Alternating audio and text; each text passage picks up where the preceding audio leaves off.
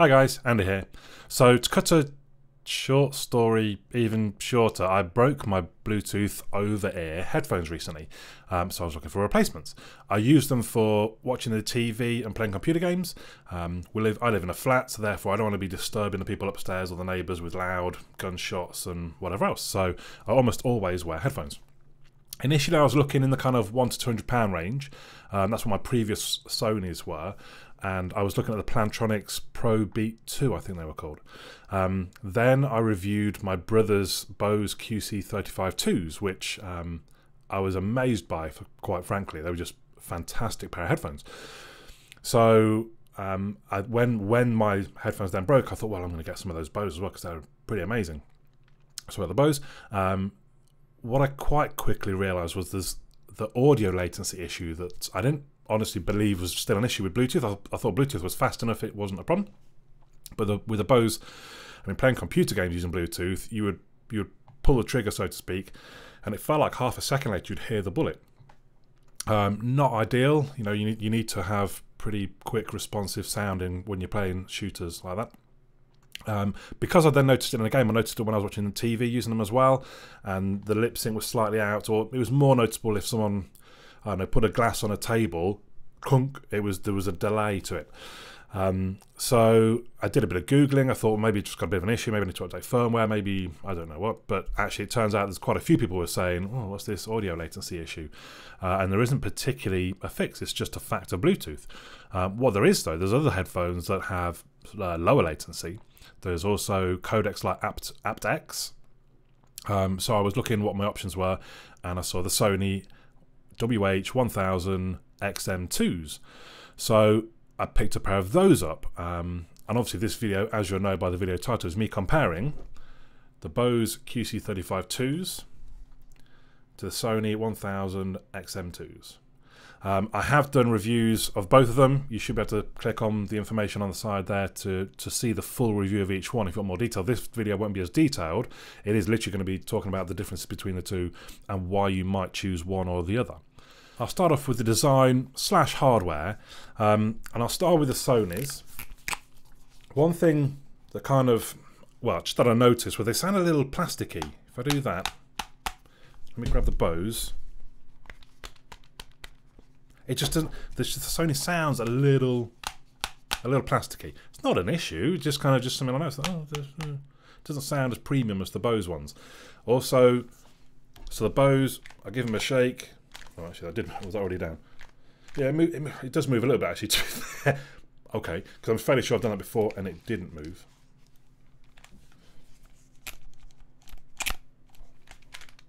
Yeah, not as much an issue. I just sort of, again, they didn't seem as firm. That seemed a bit, I felt the Sonys had a greater chance of just moving when I wasn't expecting them to. When I say moving, I mean extending.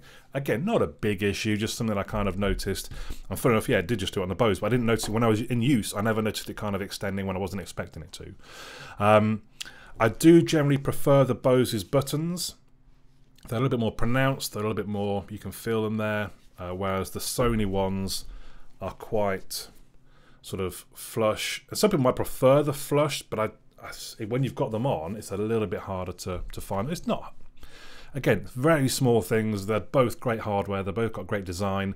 I like how small they are. The Bose are slightly lighter, and you do sort of notice it. I've not actually weighed them, to be fair, but you can tell the Bose are a lighter headset. The Bose has a non-standard, well, as far as I'm concerned, audio connection for the cable though. So the Sony is just a regular 3.5 to 3.5. The Bose has a 3.5 to, I mean, I don't know, 2.5. It's a smaller at one end. So I mean, I've got quite a few audio cables knocking around. I can't use them with the Bose. I need to use the ones that came out of the box. But all in all, I would still say the Bose has the better sort of hardware and design. I really like the design of them. Nice and light, really good. So let's move on to comfort. For me, it's very simple. The Bose are more comfortable. They're much more comfortable. The padding on the ears is so soft, just so soft and comfy. They're so comfortable. The Sony ones, it's just a little firmer. It's not a big issue. It's not, again, it's not like they're uncomfortable. but I can feel them sort of squeezing on my head a little more than the Bose. The Bose just can sit there like a sort of cloud on your head. They're so comfortable. So the comfort also goes to the Bose. Okay, so the Bose clearly ahead 2-0. Let's move on to the app support. Neither of them have great apps, I would suggest. The Bose is a cleaner app. There's not as much in it. The Sony does have much more options, or many more options in the apps. So again, if you watch my review, you'll see them, but you've got surround sound options, you've got you've got graphic equalizer modes, presets. You can get the Sonys to optimize for the conditions. That's what I'd lost. So if you're on a plane, for example, it measures atmospheric pressures and all this kind of thing, and it adjusts the noise cancellation. But we'll come to noise cancellation a little bit later on. The one sort of thing that Bose does have is the better Google Assistant compatibility. They both will use Google Assistant. So for example, on the Bose, you hold that down and you talk, is it going to rain tomorrow or whatever. And on the Sony, you hold for 3 seconds, then you ask you a question. But the Bose will also read your notifications to you if you want them to.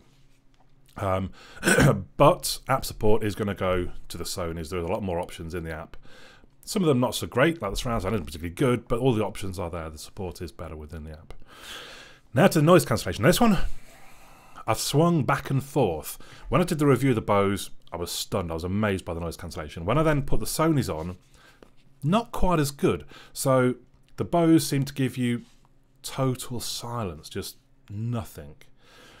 The Sonys seem to have kind of just a slight white noise, not a lot, just a you could hear it there, which to be fair, every now and then I kind of noticed with the Bose, but the Bose to me definitely are more silent. So initially I was thinking, well, the Bose has got the better noise cancellation. But then I went into the kitchen with the washing machine going. I'm not going to do my washing machine impression again. Watch the Sony review if you want to see it. But you could hear the sort of, obviously quite a loud washing machine. But with these on, I could just hear it. I then went and grabbed the Bose. Okay, let's see how they compare. And I could, with both of them, that's all I could hear. But when I had the Bose on, as I turned my head slightly to either side, it changed and it led a bit more sound. It's just a slight bit of but the Sonys didn't. They held steady wherever I moved my head, which then made me think, actually, maybe the Sonys is better. When you throw into the fact that it does all this optimization, I can't tell you how well the optimization works, to be fair, because I've only really sat at my computer playing computer games. But even if it just works slightly, that's a benefit. It also has an option to allow voices through. So you get to change how much of the noise cancellation you want on a sliding scale of like 1 to 20 or something. And as soon as you're off the 0 mark and you come into the 1s to the 20s, you can then select to allow voices through. So in theory, you shut out cars, plane noise, whatever. But if someone then comes up to you and talks to you, you can hear them. The other option being, when you've got the Sonys on with the noise cancellation, when you do that, it effectively turns off the noise cancellation, and so you could talk to somebody. I do wonder why they made you hold your hand there. Could you have not just palmed that? That turns it on, and then you palm, it turns it off. But anyway, so you sat there on your plane, listening to music, watching your movie. The flight attendant comes up. Oh yes, please, I'll have a Coke. Thank you very much. Job done. So that's with the possibly slightly better just outright noise cancellation means I'm going to award the noise cancellation to the Sonys. So now things are heating up. We're at 2-all. I've called the next bracket performance, and it's kind of a performance slash sound quality slash, yeah, just how good they are generally, I suppose, in some ways. For me, now I'm not an audiophile, and to me they both sounded amazing. Maybe I'll give the slight edge to the Bose, but I'm not sure. With the graphic equalizer in the Sonys, you can make it sound just how you want it to sound. One thing for sure, the Sonys do have better audio support, different codecs like aptX, like HS, EE, HD, sound, or whatever it's called. All the various, from what I understand, there's quite a lot of different sort of codecs built into the Sonys. Then we throw in the audio lag, which is a lot bigger on the Bose. I read on a forum, I think it was on Bose's forum, some white guy had wrote that the Bose have a 300 millisecond audio delay, and the Sonys, the previous version to this, had 160. So I don't know exactly what this one, milliseconds, I don't know exactly what these ones will have, but you would be surprised if it got bigger. I don't know if the first ones had aptX and stuff like that. So the Sony has the edge there. I've kind of thrown in battery life in on this aspect as well. I could maybe put it in the hardware and the design, but 20 hours from the Bose, 30 hours from the Sonys. Really quite impressive. So I think performance is going to go to the Sonys, which means the Sonys win 2-3. Now, I'm not sure it's as simple as that though. So for me, I probably will keep the Sonys, sell the Bose. Because of the audio lag, I can't sit watching TV with the Bose with that much delay. It is noticeable, it really is. Whereas with the Sonys, I wouldn't suggest that it particularly is. Now, if all you're doing is commuting on the train perhaps, maybe the Bose are the better option. They really are so comfortable. And that's what kind of annoys me. I wish there was a way to remove the audio lag, because I probably would stick with the Bose because they're just so comfy on your head. But if, like me, you want them for watching movies, or I probably wouldn't say playing. I should point out, when I play computer games at the moment, I'm just plugging them in using the audio cable. That's why it matters that the Bose ones are a slightly different cable. So it's very much down to what you want the headphones for, I would suggest. So it's weird. I've given the Sony the better headphones because they've won 3-2, but I kind of feel the Bose are a bit better.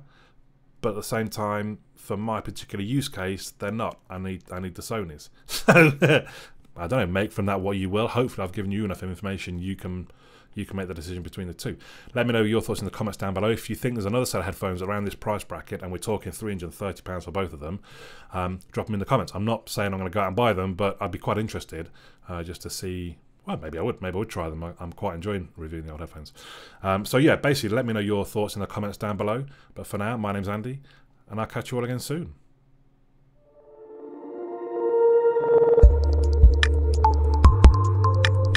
You made it all the way to the end. Well done. So thanks for watching. Hopefully you enjoyed it. If you did, please do subscribe by clicking the little fella over on this side of the screen. You might also want to check out the other videos. Should be just there.